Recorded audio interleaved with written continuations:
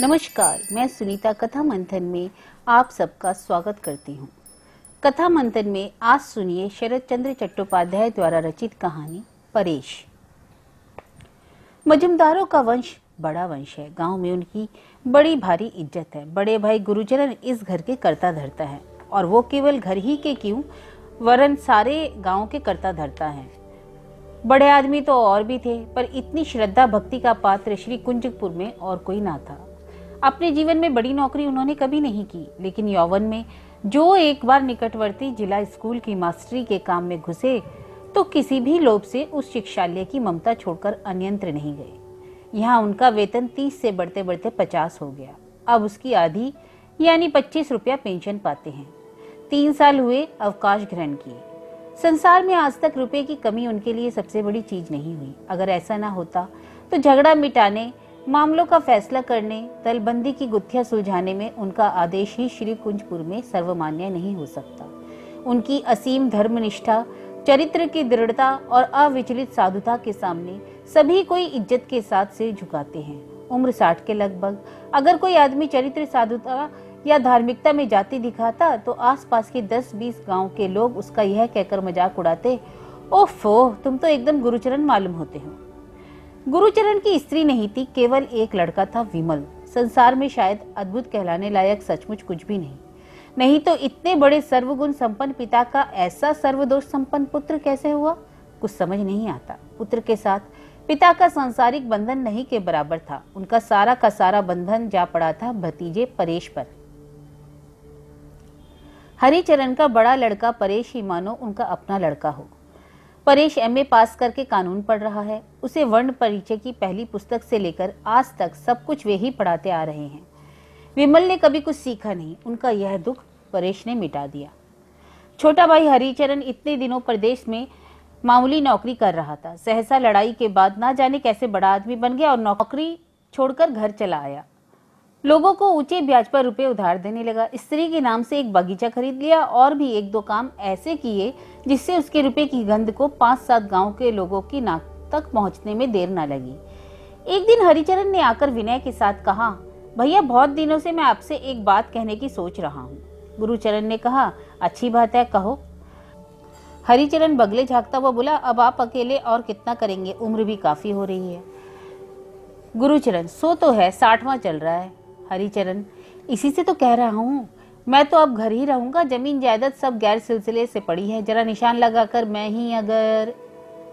गुरुचरण ने क्षण भर अपने छोटे भाई के चेहरे की तरफ देखकर कहा, जमीन जायदाद तो अपनी मामूली ही है और गैर सिलसिले से भी नहीं है, लेकिन तुम क्या अलग होने की बात कह रहे हो?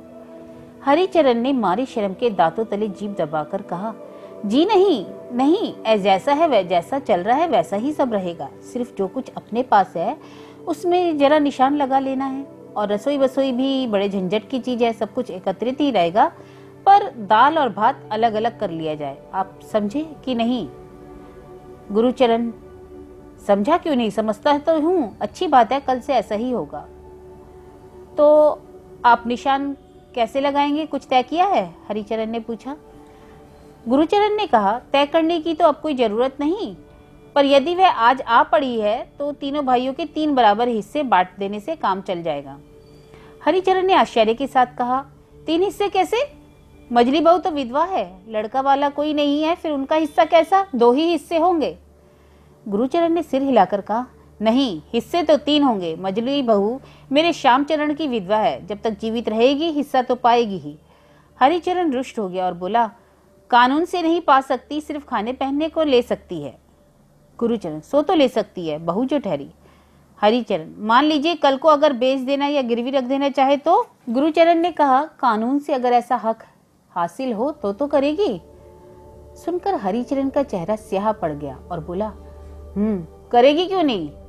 दूसरे दिन हरिचरण रस्सी और फीता हाथ में लिए घर घर में नापझोंक करने लगा। गुरुचरण ने ना तो कुछ पूछा और ना बाधा ही डाली। 2-3 दिन बाद ईंट, काठ, बालू, चूना, सुर्खी भी आ पहुंची। घर की पुरानी मैरी ने आकर खबर दी, कल से राज लग जाएंगे, छोटे बाबू की भीत खड़ी होगी। गुरुचरण ने हंसते हुए कहा, सो तो देख ही रहा हूं, कहने की जरूरत क्या है। 5-6 दिन बाद एक शाम को दरवाजे के बाहर पैरों की आहट सुनकर गुरुचरण ने मुंह उठाकर पूछा, पोंचू की माँ क्या है? पोंचू की माँ बहुत दिनों की पुरानी मेहरी है। उसने इशारे से दिखाते हुए कहा, मजली की बहू खड़ी है बड़े बाबू।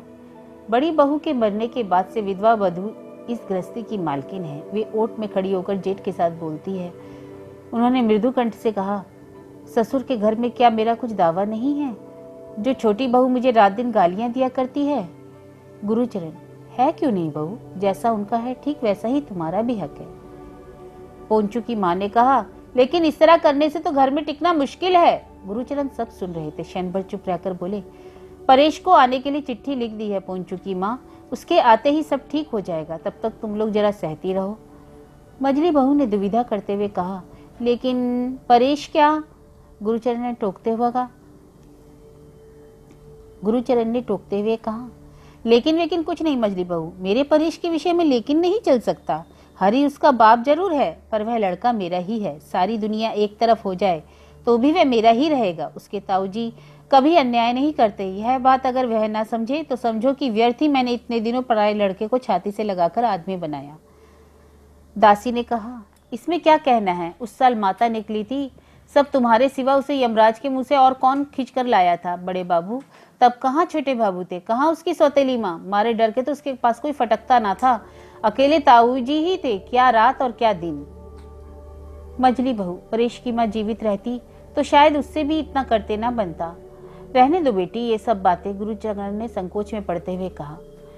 उसके चले जाने पर वृद्ध गुरुचरण की आंखों के सामने मानो विमल और परेश दोनों पास पास खड़े हो गए। जंगले के बाहर अंधकारमय आकाश की तरफ देखकर उनके मुंह से एक दीर्घ निश्वास निकल पड़ी। उसके बाद मोटी बांस की लाठी उठाकर वे सरकारों के बैठक खाने में शतरंज खेलने चले गए। दूसरे दिन दोपहर को गुरुचरण रोटी खाने बैठे थे।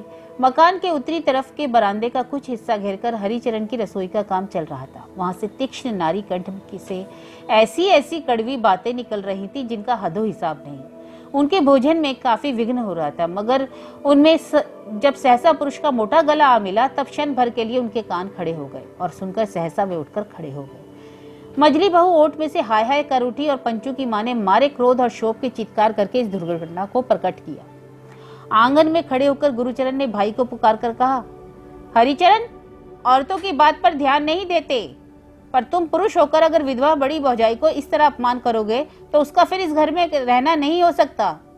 इस बात का किसी ने कोई जवाब नहीं दिया, पर बाहर जाने के रास्ते में उन्हें छोटी बहू का परिचित तीक्ष्ण कंठ सुनाई दिया और मजाक उड़ाती हुई कह रही थी, इस तरह अपमान ना किया करो, कहे देती हूँ, नहीं तो मजली बहू घर में ही ना रहेंगी, तब क्या होगा? हरिचरण जवाब दे रहा था, दुनिया रसातल में डूब जाएगी और क्या होएगा? कौन रहने के लिए सिर की कसम दिला रहा है? चली जाए ना तो जान बचे। गुरुचरण ठिठक कर खड़े हो गए। हेडमास्टर साहब की कन्या के विवाह में शामिल होने के लिए गुरुचरण कृष्णनगर को रवाना हो रहे थे कि इतने में अचानक सुना कि परेश आ गया है और आते ही बुखार में पड़ गया। वे घबराए हुए परेश के कमरे में घुस रहे थे कि सामने छोटे भाई को देखकर पूछ उठे, अरे परेश को बुखार आ गया क्या? हरिचरण कहता कर चला गया। छोटी बहू के मायके की नौकरानी ने सामने रास्ता रोककर कहा, आप भीतर मत जाइए। ना जाऊं? क्यों? भीतर दीदी जी बैठी हैं, उन्हें जरा हट जाने को कह दो। हटकर कहाँ जाएंगी? नौकरानी ने कहा। लड़के के माथे पर हाथ फेर रही हैं, कहकर वे अपने काम से चली गई। गुरुचरण स्वप्नाछन की भांति क्षण भर खड़े रहे, फिर परेश को पुकार कर बोले, परेश, कैसी तबीयत है बेटा? भीतर से इस व्याकुल प्रश्न का कोई जवाब न आया, मगर नौकरानी ने कहीं से जवाब दिया, भैया जी को बुखार है, सुन तो लिया। गुरुचरण स्तब्ध होकर 2-3 मिनट तक वहीं खड़े रहे, फिर धीरे से बाहर चले गए और किसी से कोई बात न करके सीधे रेलवे स्टेशन की तरफ रवाना हो गए। वहां ब्याह की धूमधाम में किसी को कुछ ध्यान ही नहीं रहा, परंतु कामकाज निपट जाने पर उनके बहुत दिनों के मित्र हेडमास्टर साहब ने एकांत में ले जाकर पूछा, क्या बात है गुरुचरण? सुना है हरिचरण तुम्हारे पीछे पड़ा है। गुरुचरण ने अन्य मनेसक की भांति कहा, हरिचरण? नहीं तो क्या जी, हरिचरण की शैतानी का हाल तो सभी सुन चुके हैं। गुरुचरण को सहसा सब बातें याद आ गई और बोले, हाँ, जमीन जायदाद के बारे में हरिचरण कुछ गड़बड़ी तो कर रहा है। उनकी बात के ढंग से हेडमास्टर स्तब्ध हुए। दोनों बचपन के निष्कपट मित्र हैं, फिर भी गुरुचरण भीतर की बात को उदासीनता के आवरण में छिपाना चाहते हैं। इस बात का ख्याल करके फिर उन्होंने कोई बात नहीं पूछी। गुरुचरण ने कृष्णनगर से घर वापस आकर देखा कि उनकी इन कई दिनों की अनुपस्थिति में मौका पाकर हरिचरण ने आंगन में जगह जगह गड्ढे खोद डाले हैं और ऐसा हाल कर रखा है कि कहीं पैर रखने की जगह नहीं। वे समझ गए कि वह अपनी मर्जी और सहूलियत के माफिक घर का बंटवारा करके बीच में दीवार खड़ी करेगा। उसके पास रुपया है, सो लिहाजा किसी और मतामत की जरूरत है नहीं। वे अपने कमरे में जाकर कपड़े बदल रहे थे कि इतने में मजली बहू के साथ लिए पंचू की मां खड़ी हुई।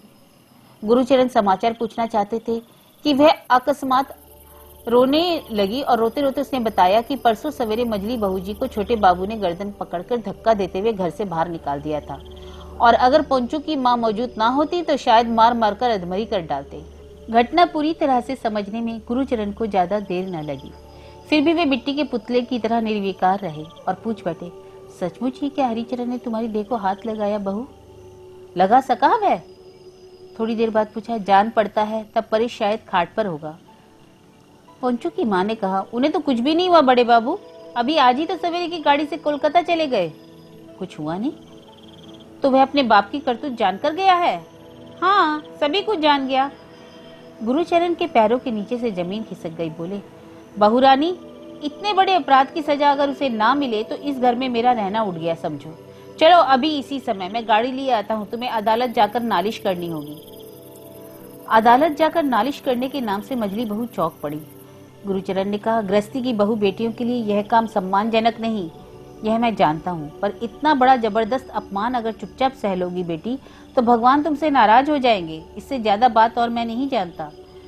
मजली बहू जमीन से उठकर खड़ी हो गई और बोली, आप पिता समान है, मुझे जैसी आज्ञा देंगे मैं बिना किसी संकोच के उसका पालन करूंगी। हरिचरण के खिलाफ मुकदमा दायर हुआ। गुरुचरण ने अपने जमाने की जंजीर बेचकर वकील की मोटी फीस दाखिल कर दी। निर्दिष्ट दिन को मामले की सुनवाई हुई। प्रतिवादी हरिचरण हाजिर हुआ, मगर वादिनी कहीं नहीं दिखाई दी। वकील ने ना जाने क्या कहा सुना, हाकिम ने मुकदमा खारिज कर दिया। भीड़ में गुरुचरण की अचानक निगाह पड़ गई परेश पर।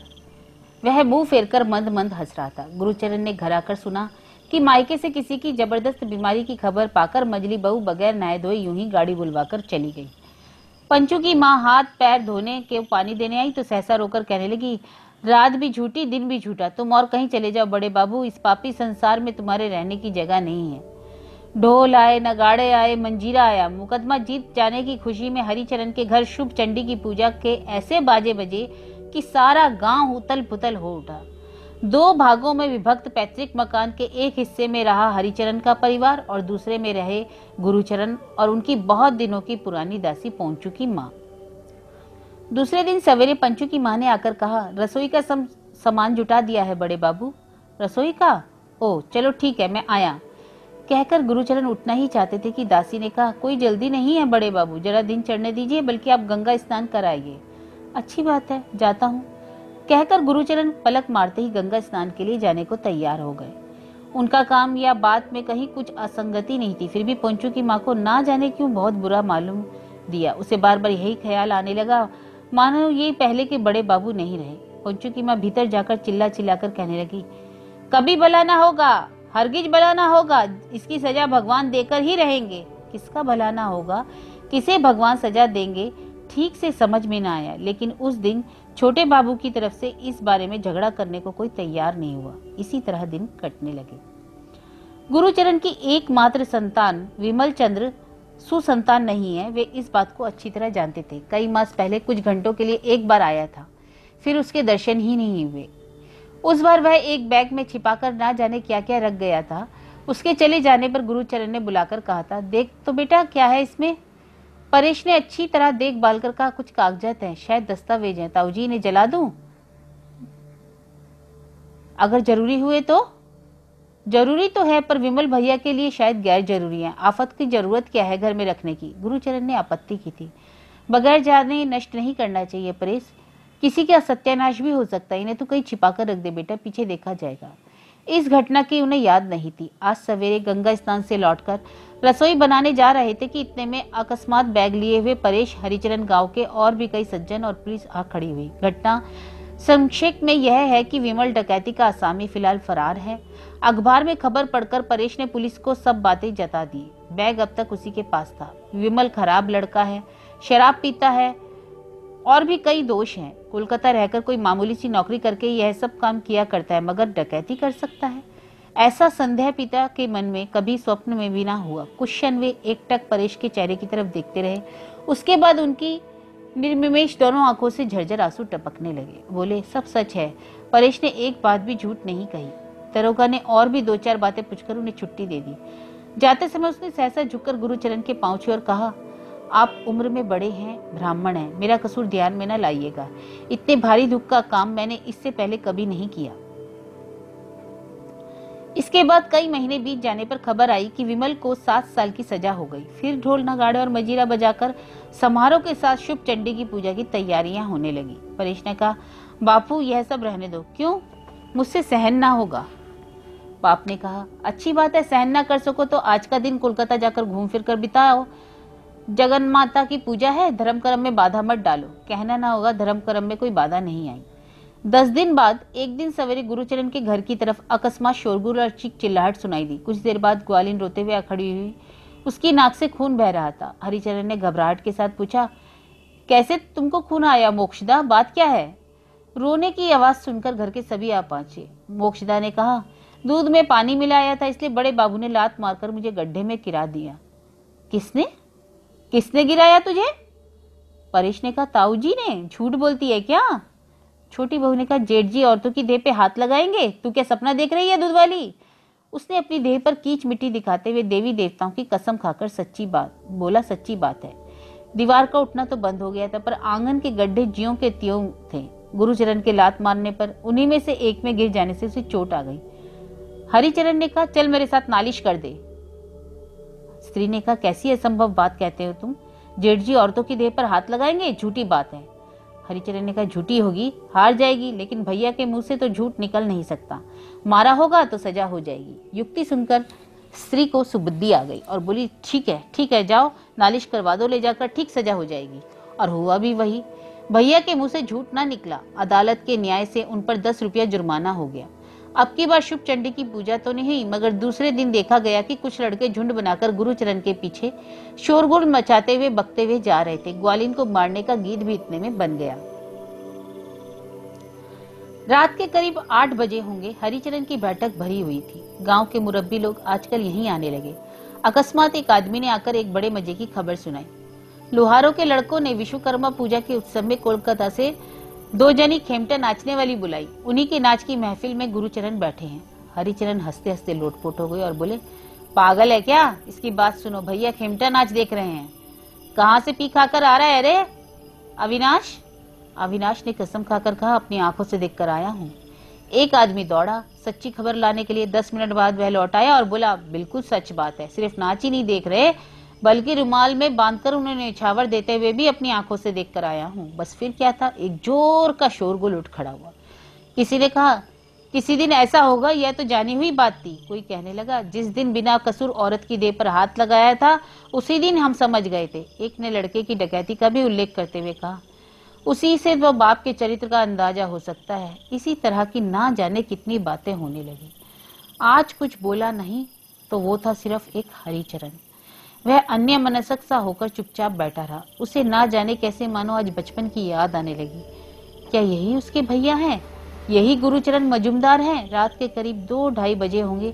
नाच खत्म होने में अभी देर थी। विश्वकर्मा पूजा जल्दी ही खत्म हो चुकी थी, पर उसकी रेशा अभी भी चल रही थी, जिसे भक्त लोग शराब पीकर, मांस खाकर, नाच गाकर दक्ष यज्ञ के रूप में पूरा कर रहे थे। अधिकांश लोग अपना होश हवास खो बैठे थे। उन्हीं के बीच में बैठा हुआ मुस्कुरा रहा था वृद्ध गुरुचरण। इतने में कोई चादर से मुंह ढके हुए वहां आया और धीरे से उसने उनकी पीठ पर हाथ रखा। चौंक पड़े। बोले, कौन? मैं हूं ताऊ जी, परेश। गुरुचरण ने कोई आपत्ति नहीं की। बोले, क्या हुआ? घर चलो ताऊ जी। उत्सव मंच का जरा सा क्षीण प्रकार रास्ते पर आ रहा था। वहां पहुंचकर परेश एकटक ताऊ के चेहरे की तरफ देखता रहा। आंखों में भी ज्योति नहीं, चेहरे पर तेज नहीं। नीचे से ऊपर तक सारा का सारा आदमी भूता विष्ट सा हो गया। इतने दिनों बाद आज उसकी आंखों से आंसू गिरने लगे, और इतने दिनों बाद आज उसकी आंखें देख सकी कि लोगों के आगे लज्जित होने लायक ताऊजी में कोई चीज बाकी नहीं रही। इस अर्ध सचेतन देह को छोड़कर वे और कहीं चले गए हैं। उसने कहा, आपकी बहुत दिनों से काशी जाने की इच्छा थी ना ताऊजी, चलिएगा? गुरुचरण कंगाल की तरह बोल उठे, जाऊंगा परेश जाऊंगा, पर कौन ले जाएगा मुझे? मैं ले जाऊंगा ताऊ जी। तो चल एक बार चलकर चीज वस्तु लेकर आ जाएं। नहीं ताऊ जी, अब उस घर में नहीं जाना है, वहां अब और कुछ नहीं है हमारे लिए। गुरुचरण को सहसा मानो होश आ गया। क्षण भर नीरव होकर बोले, कुछ नहीं चाहिए उस घर का, अब हम कुछ नहीं चाहते। नहीं ताऊ जी, कुछ नहीं चाहिए अब उस घर का, उन चीजों को लेने वाले और बहुत हैं, आप मेरे साथ चलिए। चलो, कहकर गुरुचरण ने परेश का हाथ पकड़ा और जन शून्य अंधकारमय रास्ते में दोनों रेलवे स्टेशन की तरफ चल पड़े।